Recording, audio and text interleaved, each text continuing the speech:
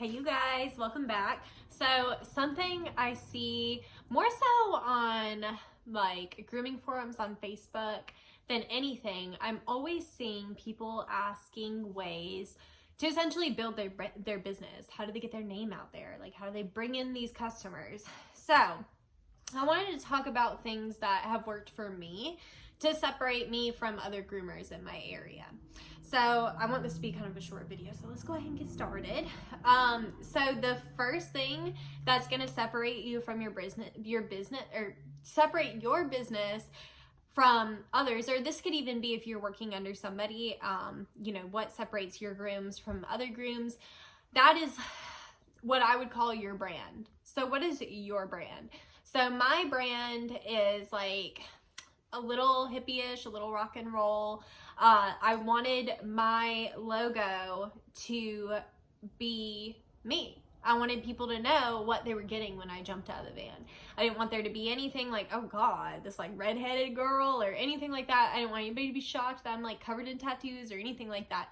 I wanted them to know when they saw that logo, that's who's gonna be getting out of the van. That's for me. So you've got to figure out what's your brand. You know, what do you want? To me, your brand is what you would like people to know about your business. So for me, like I said, I am this redheaded kind of alternative type of girl. So I really wanted that shown in my van. And at the time, I was really focused on I wanted my personal dogs on my logo. Looking back, I would not have done that because that's not really my brand. Like, they're my dogs for sure, but I don't do big dogs. And you know how much of an asshole I feel like every time I have to turn down a German Shepherd or a Pit Bull and they're all over my van and people are probably like, luckily I've never had anybody like freak out at me and be like, but you literally have them all over your van. I would literally just laugh. I'd be like, I know, whenever I started, I had a completely different plan and I thought I would be taking bigger dogs, but it just didn't work that way. I did not sleep good last night and I keep seeing bags under my eyes. Okay. Anyway, I just like kept waking up. I don't know. I popped up at like, I don't know. It was like 3 or 4 in the morning and I could not go back to sleep. One of those days. Anyway, that's my little adult beverage. A girl loves a good mimosa. I don't care what time of day it is. A mimosa is my favorite thing to drink. It's like sparkly orange juice. You can't beat it. Okay, so I make myself mimosas when I get off work. That's my happy thing. Okay, anyway, 2 minutes in. But yeah, your brand. And what in your brand, I would take into consideration what clients you're looking for. Like, just speaking from experience, something that I wish I would have focused more was that I'm more of a luxury groomer. People are starting to pick up on that now, that I have my reputation. But in the beginning, people were just expecting like most of our shops in this area, just being completely honest, are like shaved down shops. We're out in the country. There's not a lot of frou-frou haircuts. So people were basically just expecting like a shaved down groomer on wheels. So they're expecting maybe $10, $15 more. I charge double to triple depending on what shop you go to. So in the beginning, it was a lot more people being like, oh my God, like, you know, especially when you do multiple dogs and you're like, it's going to be $85, $95 a dog. And they're like, that's per dog, and you're like, But the more you get into it, you're gonna find your customers. But like I said, who is your customer? Like for me, my customer is under 40 pounds on a regular 4 to 6 week haircut. But your customer may be different. It depends on what you're wanting to do. So that's something I will say that you probably need to decide maybe before you get your business started, is like, who is your client? That's something that you'll go over in your business plan too. If you write a business plan, it helps you kind of target like that kind of thing. Like, who are you trying to appeal to? Because if you know who you're trying to appeal to, it can help you to mold your whole business so that it would appeal to that person.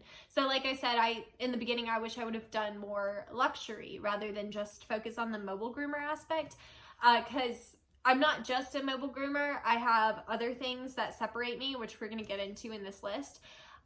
So like I said, I do wish that I would have focused a little bit more on luxury. So that's why I'm telling you, so you have an opportunity to really think about that. Because next time I do a wrap on my van, I'll probably, first of all, there will be no large dogs on my wrap. And second of all, I will really harp on the like luxury. I want people to expect expensive, right? Just like you would expect expensive if you walked into Gucci or Louis Vuitton or whatever. That's the same vibe I want for me. That's my brand. Okay, so you got to decide like what's your brand. Like what do you want to do? Do you want to do shave downs all day? I talked to somebody that they were a bather and they were basically debating if they wanted to open up a shop just bathing or if they wanted to add haircuts. And it's like, I mean, you could totally do a shop just bathing if you wanted to. That would be their brand, right? They would be like, I'm just gonna say Bow Wow's because it's common. Bow Wow's Bath and More, you know, bath and prep or bath time or whatever. You know what I mean? So that would be their brand, okay? So the second thing for me that I think really separates me, actually I know it separates me from my competition, is my products. People love the way their dogs smell when they go home. And not only do they love how they smell, but they always talk about how soft they are and how clean they stay for a long period of time. The amazing thing, by the way, about that Hydra cologne is if you spray it on a dog and they go out and get wet the next day, when they come back in, instead of smelling like wet dog, they will smell like that cologne again. And I've had people comment on that and be like, shook. They're like, what kind of magic did this bitch use on my dog? I can't believe they still smell good, right? So that to me, your products, not only are they going to give you a better haircut, they are, like I said, they like using stuff that smells better and performs better. At this point in the game with such better options on the market, like I would really avoid stuff like, oh, I don't want to start naming brands. I'm going to offend some people. So let me not name brands, but I'll say brands I like. Okay, so Hydra has really good quality, good smelling shampoos and conditioners that they list their ingredients on. iGroom is the same way. Those are my two favorites. I have tons of Hydra and iGroom in my van. Chris Christensen is another one that I really like. I personally go through for smells that are more luxurious. I love iGroom in particular, has a lot of like, and when I say luxurious, I think of like, okay, if you were gonna go to a shop and get your hair done, like what would they be using? The stuff that smells like at a luxury salon. That's what I want in my van. So that means like no fruity stuff for me. Now don't get upset if you use all fruity stuff all day long. Some people really love the fruity and it's fun. And to me, fruity is like kidsy and cutesy. So it definitely works with dogs. Okay. So don't get offended that I'm saying that I don't like fruity scents. That's literally just my preference. Okay. But getting stuff that smells good and stays smelling good is crucial. And it will separate you from your clients. So good products, good leave-in conditioners. Like I said, not only is it going to make your haircut better, it is also going to impress your clients. The smell, especially. I always get comments on how good they smell. Okay. The next thing on my list, number 3, I was trying to put my pinky down anyway. So number 3 is the accessories. So by accessories, I mean the Bardell bows. I mean the DMK. I mean the, who else makes them? Lady and the Beast, isn't that the one Jess Paparazzi, her cousin Gabby? I think that hers are called Lady and the Beast or something like that. Those extra over the top bow ties, let's be real, most people don't want bandanas at this point. In the last 3 years since the bandanas have kind of been making their way out, I've literally gotten one customer that was like, man, I really like those bandanas. One customer. Everybody else is all about the bow ties, all about the cutesy neck accessories for the girls. DMK has all different stuff. Like, I would say, just kind of off topic, but like, so DMK for me is more like new school, kind of like Asian style, like really cutesy. Bardell is more classic. Like, that's really, like, I love the Bardell stuff for my older clients that like a classic look. But that's just preference, okay? Like that, either one is fine. But to me, separate yourself from your competition and use better accessories. Because my thought process when I first switched to the accessories was like, I was thinking like, okay, say the cute little dog's walking down the road and they're wearing this cute collar, right? And another owner stops them and like, oh my God, that collar is so cute. Where'd you get it? And then they're gonna be like, my groomer, right? So that's my thought process on it.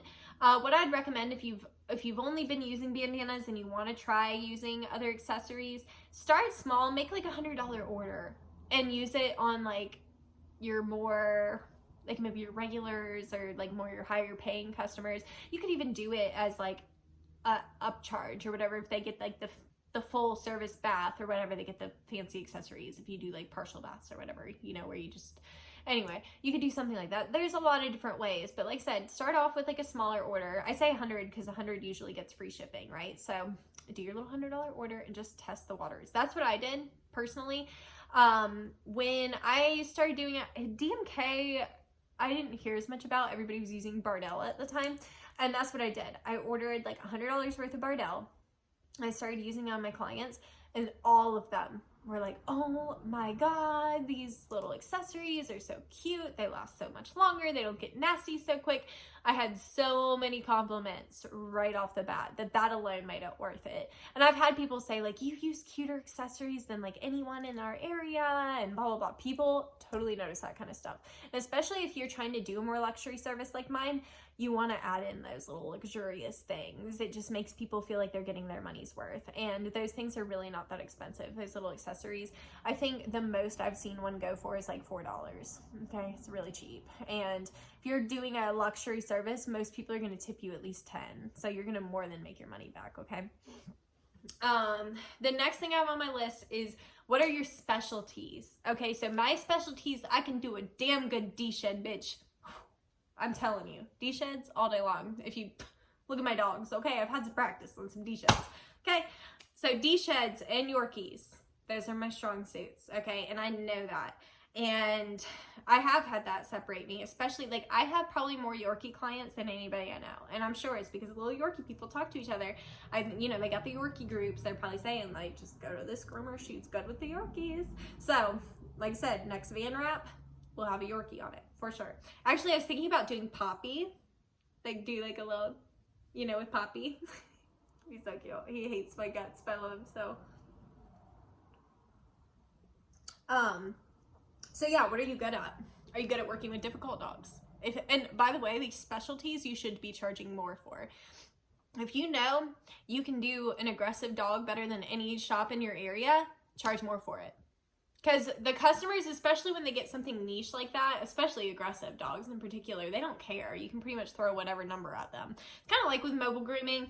Like my people that really just want mobile grooming, I could pretty much tell them any price and they're like, fine, cool, come please. You know what I mean?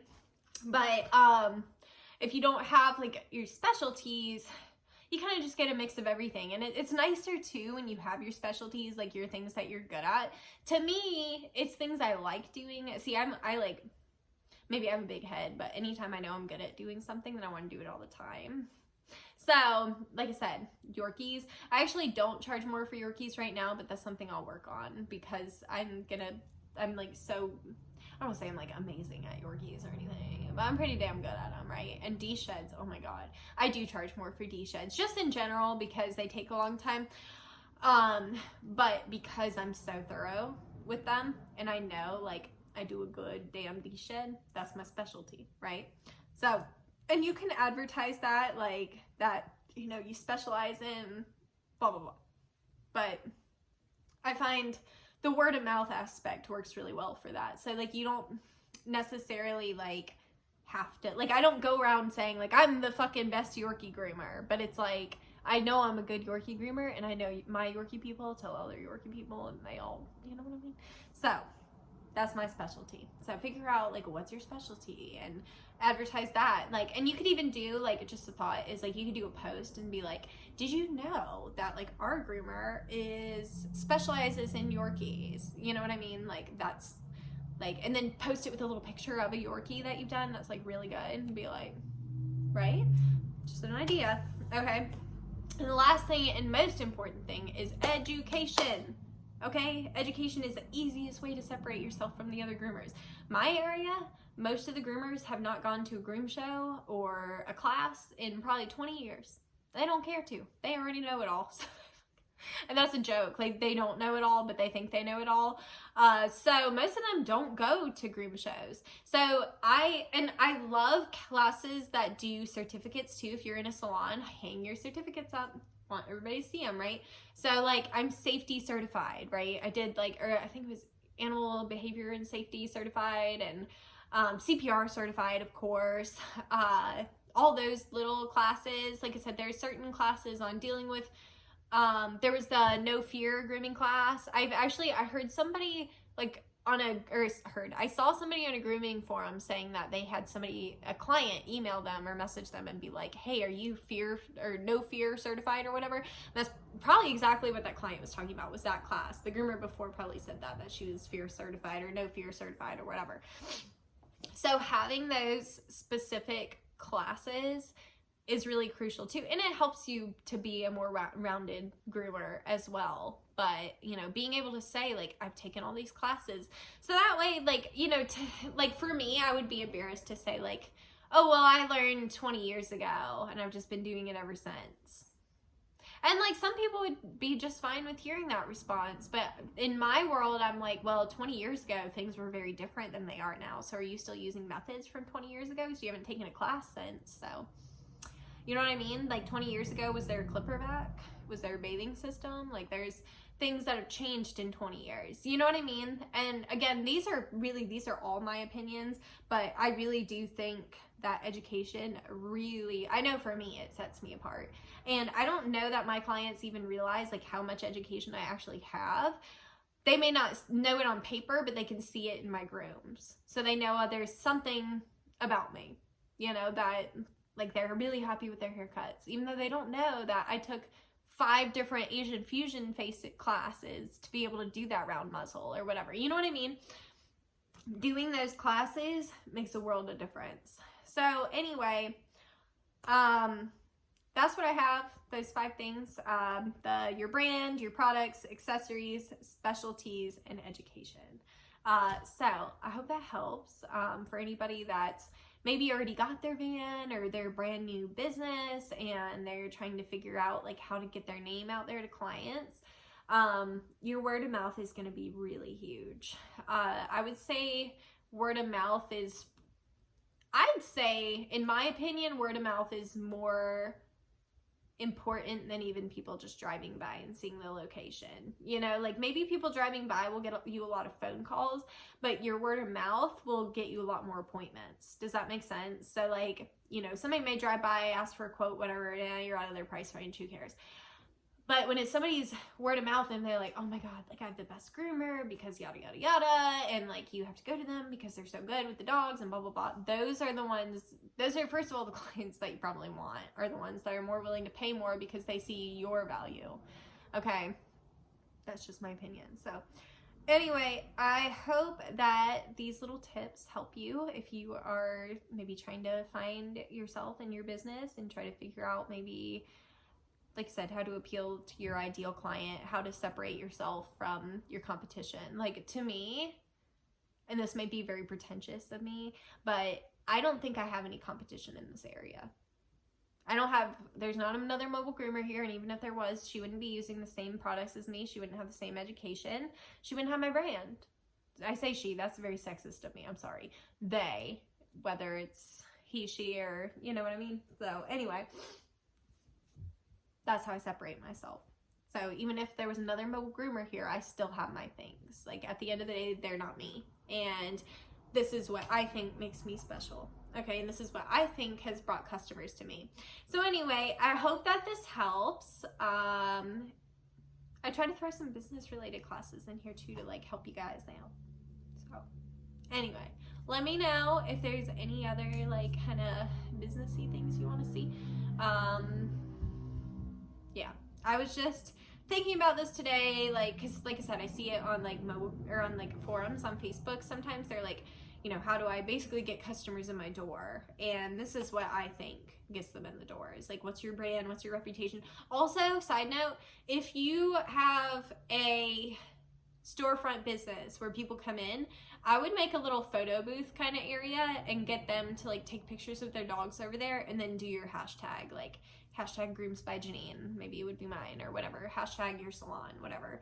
And you can make it something cute and quirky or whatever, because that will get people to kind of interact. And then, you know, it becomes like trendy, like, oh, I saw my friends, they got their dog groomed at this shop and they all got this little special picture. It's like that pink wall in California, you know what I'm talking about? Everybody has to stop and take a picture at it because it's so iconic.